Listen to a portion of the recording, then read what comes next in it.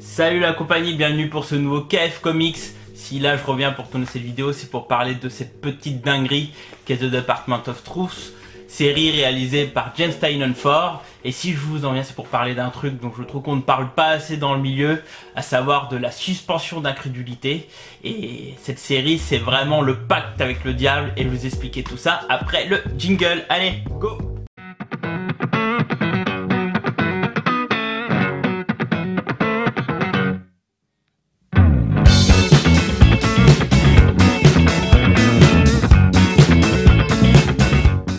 Donc, comme je vous l'ai dit en introduction, The Department of Truth est une série qui joue beaucoup avec la suspension d'incrédulité. Mais avant tout, qu'est-ce que la suspension d'incrédulité? Alors vous connaissez la tradition avec moi, hein, si vous me suivez beaucoup dans les comics, la tradition c'est d'abord voir ce que nous dit Wikipédia. Et donc Wikipédia nous dit que la suspension d'incrédulité, c'est une opération mentale consistant à accepter de vivre une fiction comme s'il s'agissait de la réalité pour mieux ressentir ce que pourrait être la situation évoquée. Bon, en fait, en clair, hein, c'est une espèce de pacte que vous faites avec un auteur qui écrit une œuvre pour vous dire ok, bon bah là je vais accepter ce que tu dis même si c'est complètement fictif, pour que je puisse croire qu'en fait que ce récit est plus ou moins réel. Et ce qui est assez étonnant, c'est que dans les comics, et notamment dans les comics de super-héros, il faut se rendre compte que beaucoup de choses fonctionnent grâce à cette suspension d'incrédulité. Et c'est d'ailleurs pour ça que je trouve ça assez marrant qu'on en parle très peu, puisqu'en fait tous les super-héros, pour que ça fonctionne bien, il faut que cette suspension soit acceptée par tous. Et d'ailleurs c'est l'une des choses qui fait que pour moi DC fonctionne moins bien que Marvel par exemple, parce que DC, par exemple, le concept de Superman est moins accepté par la grande populace, par le kidam lambda. Pourquoi? Bah parce que Superman est trop fort et tout. Alors que paradoxalement, Sangoku, qui est une espèce de Superman, hein, qu'on soit clair, et bien il est beaucoup plus accepté par le kidam lambda. Pourquoi? Bah parce que dans les mangas, en fait, on est dans un autre univers, on est dans de la fantasy en gros, hein, et beaucoup plus accepté pour les autres. Alors que dans les comics de super-héros, justement le ressort, c'est d'essayer de nous présenter des personnages qui sont dans notre univers. Et qui dit notre univers donne cette difficulté à essayer de rendre crédibles des concepts de super-héros. Et donc, par exemple, un DC, lui, essaye de passer par des fausses villes, par des pouvoirs qui sont complètement what the fuck, entre guillemets. On parle de pouvoirs divins presque au niveau de DC Comics. Quand on voit Wonder Woman, Superman, même Green Lantern, Flash, Aquaman, c'est des choses qui sont beaucoup trop puissantes à mon goût. C'est pour ça que peut-être que DC subit un peu ce problème de suspension d'incrédulité où les personnes s'intéressent moins parce qu'ils y croient moins. Contrairement à Marvel, où là il y a un travail beaucoup plus entre guillemets réaliste, avec des héros avec beaucoup de tons de gris, pareil pour les méchants, les sujets sont beaucoup plus proches de nos sujets à nous, puisqu'ils sont beaucoup plus sociétaux. Par exemple, chez Marvel, il y a très peu de villes fictives, l'action se passe principalement à New York, donc quand on dit New York, même Paris, même des villes européennes, etc., d'autres villes américaines, mais on essaye de vraiment s'ancrer dans notre réalité, ce qui pousse un peu cette suspension d'incrédulité, enfin ce qui la rend plus simple à accepter. Donc c'est vraiment quelque chose qui est très intéressant à analyser, hein. Je vous invite à essayer de regarder pourquoi vous préférez certains héros. Si on voit que par exemple Batman est le héros de DC le plus accepté, le plus apprécié en tout cas, c'est à mon sens parce que la suspension est beaucoup plus simple avec ce personnage. Tout comme Spider-Man aussi, qui est un personnage très ancré dans la ville en fin de compte, et très ancré par rapport à notre réalité. Et donc dans les comics de super-héros, et même dans les comics de policiers, dans les thrillers, etc. et tout, il y a beaucoup de travail justement de la part de l'auteur de nous faire accepter leur réalité à travers cette suspension d'incrédulité. Et pour le coup, on a un auteur qui nous fait un gros cheat code.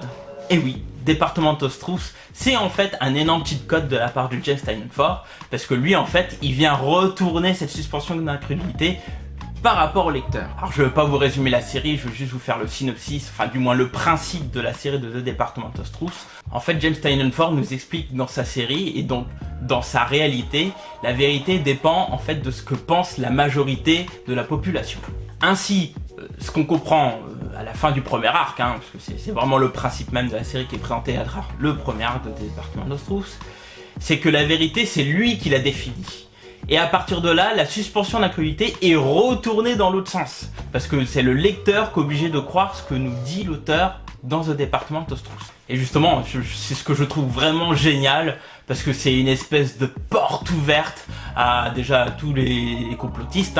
Heureusement que les complotistes ne lisent pas trop les comics, parce que là, ils pourraient trouver une espèce de bible et créer une secte à travers cette série-là.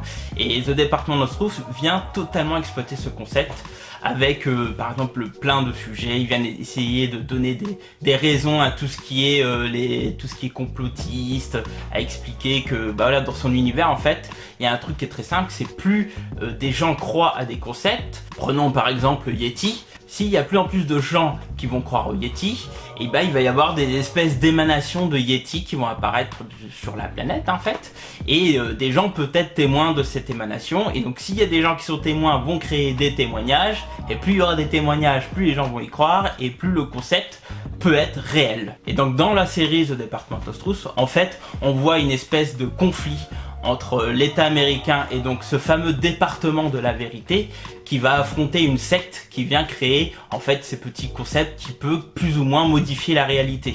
Et donc le département of Truth va par exemple détruire toutes ces émanations de Yeti pour éviter qu'il y ait des témoignages, et donc en fait qu'il y ait une espèce d'engrenage qui se lance. Donc j'irai pas plus loin sur la série, je vous invite vraiment à la lire parce qu'elle est vraiment géniale. James Tynion Ford, alors pour en avoir parlé avec lui, puisque je l'ai rencontré en interview, alors ne vous inquiétez pas, l'homme est solide, l'homme n'est pas trompé par tous ces complotismes à la con, etc.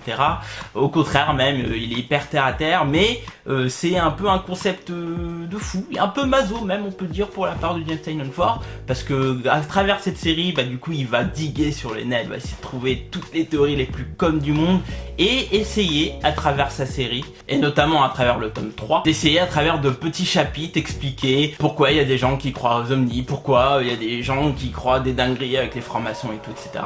Et franchement, c'est passionnant. Moi, je suis tombé dedans, je trouve ça incroyable. Le concept, c'est un vrai bijou. Et surtout, ce qui est super intéressant avec cette série, c'est que c'est pas à nous de croire ce qu'il dit, mais c'est lui qui nous fait croire ce qu'il dit. Et là, on n'est pas loin d'un pacte avec le diable. Alors là, la série, il y a eu 4 tomes de publiés, moi je trouve que c'est incroyable, il y a plein d'autres concepts qui viennent, si plus vous lisez la série, on est vraiment sur des concepts de manipulation de masse, et à travers des concepts où vraiment, on a vraiment, moi j'hallucine, toutes les histoires d'émanation, toutes les histoires de légendes urbaines en fin de compte, ça tient vraiment corps à travers cette série, et c'est compliqué de se dire non, c'est pas possible, ça n'existe pas, puisqu'en fait, à travers son concept, on est obligé d'y croire. Alors attention, ça reste une fiction, qu'on soit clair, moi je suis très loin de tout ça, je suis très pragmatique, donc évidemment je ne vais pas y croire tout ça, mais je trouve le concept hyper intéressant, je trouve le concept très original, et je trouve que c'est ce qui peut faire changer un peu les choses, et c'est ce qu'on devrait plus voir d'ailleurs dans les univers de super-héros, essayer de nous faire croire de manière différente à certaines réalités qui permettent justement de changer la manière de raconter des choses. Enfin bref, tout ça pour dire, lisez The Department of Truth, allez chez vos meilleurs comic shops, Central Comics Paris, tout ça vous savez, vous connaissez, pour vous procurer cette série, évidemment chez les libraires, ça fait toujours du bien au marché. Et j'espère que vous prendrez le temps de lire cette série parce qu'elle est vraiment passionnante. Et je vous invite à essayer un peu de vous intéresser à ce que la suspension d'incrédulité, c'est vraiment un concept de base qu'on a avec tous les récits. Et je trouve ça un peu dommage qu'on n'en parle pas.